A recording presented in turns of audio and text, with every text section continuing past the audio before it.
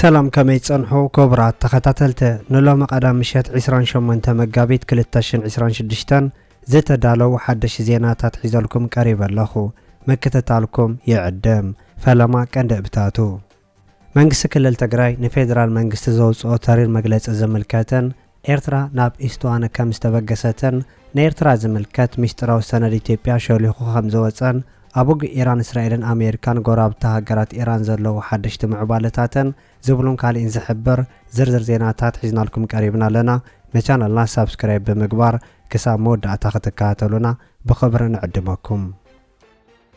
بسم كوميشن مخكر إثيوبيا ناي بعلخا سبات أكيبكا تجراي مخيرا بمبال عرسخان مصرنا عزقبر سعر وركة كوميشن زار يكبل مكتل برجدان جزيوا محدار كلل تجراي آتو أمان إلى سفا جاليسو آتو أمان إلى سفا لمن يمشي تابزها بمجلسي بسم كوميشن مخكر إثيوبيا ناي بعلخا سبات أكيبكا التدريب بمسمع تجراي مخيرا بمبال عرسخان مصرنا عزقبر سعر وركة كوميشن زار إيلو مخكر كوميشن إثيوبيا برد مرج عزبها تكالات هلو كونت التجراي نمحبر سب عالم الزابع خان مرأي بمحساب نحاسوت مخكر مرجان قد أجندا نفترو نايزا هاجر ناي كركولات كعزو كان تواصاتو خينام مرأي بتعم زحزني كبل يتحالف صحيفو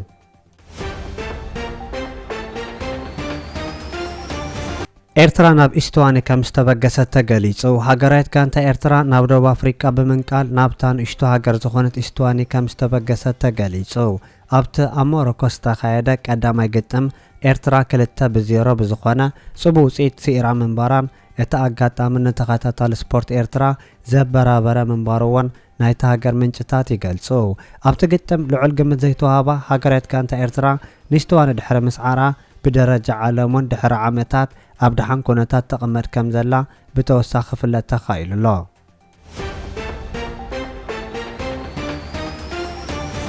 نيرترا زملكات مشتراو سند إثيوبيا كم سلوخة تقاليسو 10 تغلتقص أزحازة مشتراو سند بالسجنا سوليخو موسو زيتا فلالي ميدياتات يكال حاكم زلوات تقاليسو ات مشتراو سند بعبيت حلافتنا يتمنقستن سالفن استدالو من بارون تبقى مستر كنسو ساليخو خوص خمزة خالوان زحبار زلو ايو ابت ايرترا كاب كندما حزا نابهلو ناسقات كم استغيرت زيت اكس مشتراو سند ኤርትራ ኣብ ኢትዮጵያ ዘለው ሓደገኛታት ተቃውምቲ ኣምዕጣቕ ትነጥፍ በምህላዋ ናይ ህልውና ስጋኣት ክብል ከም ሰየማውን ሓቢሩ ኣሎ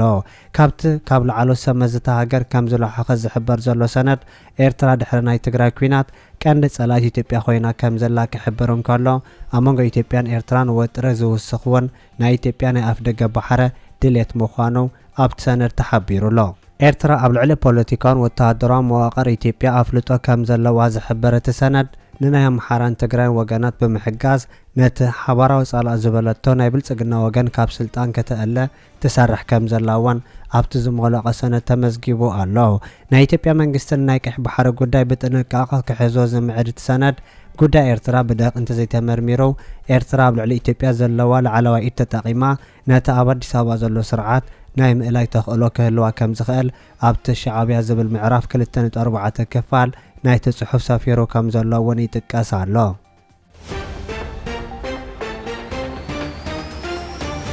ወግ ኢራን እስራኤልን አሜሪካን ጎራብታ ሃገራት ኢራን ኣብ ዝቐጸለሉ ኩናት ኢራን ኣብ ተኣፋፊ መድረኽ ይሰጋገር ከም ዘሎ ተገሊጹ ኩናት ኢራን ኣብ ዝቐጸለሉ ዘሎ እዋን ናይ ሕቱ ዕጡቕ ሓይልታት ናብቲ ኣዝዩ ተኣፋፊ ኩናት ኢራን بوقع كم زعاتو كقلصون كلاو اب قدمي معلتومن اب لعل اسرائيل متقعت مخفاتهم يذكر ابنا ايران كوينات نمئتا بزح غزا كم زوسرلهم زنغرالهم ازي حيال صلواقح بحر زلوام ناي حوت حيلتات اسرائيل ببزح بالستيك ميسائيل كم زت قعوان كابيبن استبقس ميسائيلاتهم اب اسرائيل كم زعلبا وانتا قليصو ايو ناعطق حيل حوت افنيا برغار جنرال يحيى اب زهابو مغلصي اب كوينات ايران كم زعاتو كفلت انكالو كابلو من الدحار إيران بينا كم زي كونتن قبل على زد العلامات متقعات كوستو مخانم حبيرو الله قبل على إيران زكاير زلو متقعات كساب زقارز كل مدى متقعات كفصم مخانو حبيرو زركبنا يحوت حيل كم تابع عليك ازا زكاير زنبر متقعات كساب زقارز زكايرو كوينات إيران كساب تعواتون كواقع مخانا نصيرو الله نحوت متقعات زرقاقصنا إسرائيل منغستون كابت أبي من استلأخ بركز زبالة ميسائلات أب سماين كارلو زفشالة كم زبازح ዝገለጸ ኮይኑ ኣብ ደቡባዊ ክፋል እስራኤል ዝወደቐ ሚሳኤል ከም ዘለውን ሓቢሩሎ ናይ ሑቲ ተሳትፎ ነቲ ንመላእ ማእከላይ ባሕሪ ኣብ ናይ ምንባር ሓደጋ ኣትይዎ ዘሎ ኩናት ኢራን ናብ ቀይሕ ባሕሪ ክሰፍሕን ንናይ ቀይሕ ባሕሪ ቀርኒ ኣፍሪቃ ሃገራት እውን ክልክም ከም ዝኽእል ምንጭታት ይገልጹ ኢራን ሎማ ኣብ ስዑድ ዓረብ ኣብ ዝርከብ መደበር ኣየር ፕሪንስ ሱልጣን ብሚሳኤል ዘካየደቶ መጥቃዕቲ ናይ ኣሜሪካ E3 ሴንተር ዓይነት ነፈርቲ ምህራማን ከቢድ ጉድኣት ኣውሪዳ ከም ዘለውን ተገሊጹ ኣሎ እዚ ከምዚ ኢሉ እንከሎ ኣህጉር ኣፍልጦ ዘለዎ መንግስቲ የመን ኢራን በተደጋጋሚ ንየመን ካልኦት ሃገራት ማእከላይ ምብራቕን ብናይ ሽበራ ሚሊሽያታት ኣቢላ ናብቲ ኩናት ስሒባ ከተእትዎ ትገብሮ ዘላ ፈተነታት ዘይሓላፍነታዊ ምዃኑ ምግላጹ ተሓቢሩ ኣብ የመን ዘሎ ሑቲ ኣብ ናይ ኢራን ኩናት ክሳተፍ ግቡእ ከም ዘይኮነ ዝገልጽ እቲ ናይ የመን መንግስቲ ኢራን ነቲ ሓይሊ ከም መጋበርያ ትጥቀመሉ ከም ዘላ ዝሓበረ ኮይኑ ሑቲ ኣብ ምክልኻል ስርዓት ኢራን ዝኾነ ኢድ ክህልዎ ከም ዘይግባእ ነፂሩ ኣሎ ኣብ ከተማ ኤደን ዝመሓደር ብተደጋጋሚ ካብ ስዑድ ዓረብ መደባቱ ዘካየድ ፕሬዝዳንታዊ ቤት ምክሪ የመን ነቲ ኣንጻር ኢራን ዘውፅኦ መግለፂ ኢራን ናይ ሑቲ ዕጡቕ ሓይሊ ኣብቲ ኩናት ክሳተፍ ምድለያ ውሽጣዊ ጸቕጢ ፖለቲካ ንምጅላሕ ምዃኑ እውን እቲ መግለፂ ይሕብር እዚ ከምዚ ኢሉ እንከሎ ኣሜሪካ ኣብ ልዕሊ ኢራን ከተካየዱ ጽንሐ ድብዳባት እናቐጸለት ናይ ሰላም እማመት ሰርሐሉ ከም ዘላ ኣብ ዝግለጸሉ ዘሎ እዋን ናይ ኢራን ሓይልታት ኣብ ልዕሊ ጎራብቲ ሃገራት ሰፊሕ ደብዳባት የካየዱ ከም ዘለዎ እውን ተገሊጹ ኣብ ልዕሊ መደበራ ስዑድ ዓረብ መጥቃዕቲ ዝወሰደት ኢራን በቲ መጥቃዕቲ ወተሃደራት ኣሜሪካ ከም ዝተጎድኡ ዝተገለጸ ኮይኑ መጥቃዕቲ ኢራን ኣብ ልዕሊ ናይ ኣሜሪካ ማዓስከራት ምንባሩ እውን ዝሕብሩ እቶም ምንጭታት እቲ መጥቃዕትታት ዕላማኡ ብልክዕ ከም ዝሃረመ እውን ተገሊጹሎ ናይ ሰላም እማማ ምክያዱ ኣብ ልዕሊ ናይ ኣሜሪካ ማዓስከር ደብዳብ ምክያዱ ነቲ ናይ ሰላም ተስፋ ኣብ ሕቶ ምልክት ዘእትዎ ምዃኑ እውን ዝሕበር ኮይኑ ኣብ ማእከላይ ምብራቕ ዝካየዱ መጥቃዕትታት ይቕጽሉ ኣብ ዘለወሉ ግዜ ፍሉይ ልኡኽ ዶናልድ ትራምፕ ስቲቭ ዊትኮፍ ኣብ ሰሙን ኣሜሪካ ምስ ኢራን ክትዘራረብ ከም ትኽእል ይገልጽ ከም ዘለውን ብተወሳኺ ተሓቢሩ እቲ ናይ ኣሜሪካ ልኡኽ ነቲ ኣብ መጀመርታ ናይ ሰሙን ዝተገለጸ 15 ነጥብታት ዝሓዘ ስምዕ መልሲ ትጽበ ከም ዘላ እውን ዘመልከተ ኮይኑ መንግስቲ ኢራን ኣብ ክንዲ ናብ ናይ ሰላም ኩነት ዘትኩር ናይ ኣሜሪካ ወተሃደራት ኣብ ምጥቃዕ ኣተኪሩ ከም ዘለውን ገሊጹ ናይ ኢራን መንግስቲ ድሕሪ መጥቃዕትታት ኣሜሪካን እስራኤልን ዘጋጠመ ምዃኑ ዝሕብሩ ምንጭታት ኣብ ዝወርሒ ጥራይ ንመበል ሳልሳይ ግዜ መጥቃዕቲ መመንጨው ኒኩለራዊ ሓይሊ ቡሽር ምክያዱ እውን ኢራን ገሊጻ ኣላ መጥቃዕቲ ኣሜሪካ ኣብ ልዕሊ ሲቪላዊ ዕላማታት ኢራን ይካየድ ከም ዘሎ ዝጠቐሰ ናይ ኢራን ሚኒስትር ወፃኢ ጉዳይ ኣባስ ኣርጋቺ ብወገኑ ኣብ ልዕሊ ናይ ኢራን ዕላማታት መጥቃዕቲ ዝፍጽም ዘሎ ናይ ኣሜሪካ ሓይለ ፍታሓ ምምጻእ ዘይኮነ ኩናት ኣብ ምቕጻል ተጸሚዱ ከም ዘሎ ገሊጹ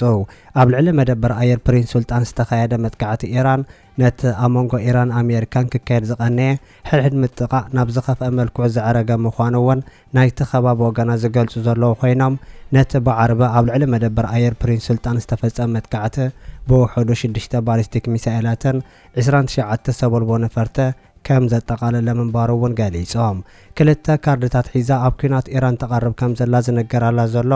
ኣሜሪካ ናይ ሰላም እማመን ሃበት ዓበይቲ ናይ ኩናት መራኽብ ናብ ኢራን ትሰድድ ከም ዘላ ዝግለጽ ዘሎ ኮይኑ ካብዚ ብተወሳኺ ንትውግእ ከም ዝቕጽል ዝሕብር መግለጽታት ተውፅእ ከም ዘላ እውን ተሓቢሩ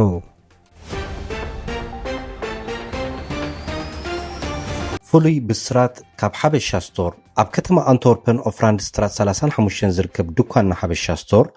ብምኽንያት ናውዲ ዓመታትን ዓብይ ፍሉይን ሰርፕራይዝ ምጉዳል ዋጋ ጌርናልኩም ከም ዘለና ነበስር ካብ ዓዲ ዝመጽእ ኣዝዩ ጽሩይ ጣፍ በርበረ ሽሮ ቡን ቆሎን ካልእን ከምኡውን ብጽባቕን ድልዳልኡን መዋዳድርቲ ዘይብሉ መጎጎ ሮኮበት ፈናጅልን ጀበናታትን ብተወሳኺውን ዝተፈላለዩ ኮስሜቲክስን ካልእን ዓብ ምጉዳል ዋጋ ጌርናልኩም ኣለና ምጹና ብጽሑና በቐረባትናን ምጉዳል ዋጋታትናን ከም ተዓግቡ ርግጸኛታት ኢና ከተማ ኣንትወርፕን ኦፍራንድ ስትራት 35 ቤልጅዮም ቁጥር ቴሌፎን +32 46 58 51 62 ፍሉይ ብስራት ካብ ሓበሻ ስቶር ኣብ ከተማ ኣንትወርፕን ኦፍራንድ ስትራት 35 ዝርከብ ድኳንና ሓበሻ ስቶር ብምኽንያት ናውዲ ዓመታትን ዓብይ ፍሉይን ሰርፕራይዝ ምጉዳል ዋጋ ጌርናልኩም ከም ዘለና ነበስር ካብ ዓዲ ዝመጽእ ኣዝዩ ጽሩይ ጣፍ በርበረ ሽሮ ቡን ቆሎን ካልእን ከምኡውን ብጽባቕን ድልዳልኡን መዋዳድርቲ ዘይብሉ መጎጎ ሮኮበት ፈናጅልን ጀበናታትን ብተወሳኺውን ዝተፈላለዩ ኮስሜቲክስን ካልእን ዓብ ምጉዳል ዋጋ ጌርናልኩም ኣለና ምጹና ብጽሑና በቐረባትናን ምጉዳል ዋጋታትናን ከም ተዓግቡ ርግጸኛታት ኢና ከተማ ኣንትወርፕን ኦፍራንድ ስትራት 35 ቤልጅዮም ቁጥር ቴሌፎን ፕላስ 32 46 58 51 62 ፍሉይ ብስራት ካብ ሓበሻ ስቶር ኣብ ከተማ አንትወርፕን ኦፍራንድ ስትራት 35 ዝርከብ ድኳንና ሓበሻ ስቶር ብምኽንያት ናውዲ ዓመታትን ዓቢ ፍሉይን ሰርፕራይዝ ምጉዳል ዋጋ ጌርናልኩም ከም ዘለና ነበስር ካብ ዓዲ ዝመጽእ ኣዝዩ ጽሩይ ጣፍ በርበረ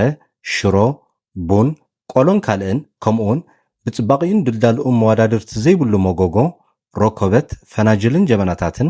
ብተወሳኺ እውን ዝተፈላለዩ ኮስሜቲክስን ካልእን ዓቢ ምጉዳል ዋጋ ጌርናልኩም ኣለና ምጹና ብጽሑና በቐረባትናን ምጉዳል ዋጋታትናን ከም ተዓግቡ ርግጸኛታት ኢና ከተማ አንትወርፕን ኦፍራንድ ስትራት 35 ቤልጅየም ቁጥር ቴሌፎን ፕላስ 32 46 58 51 62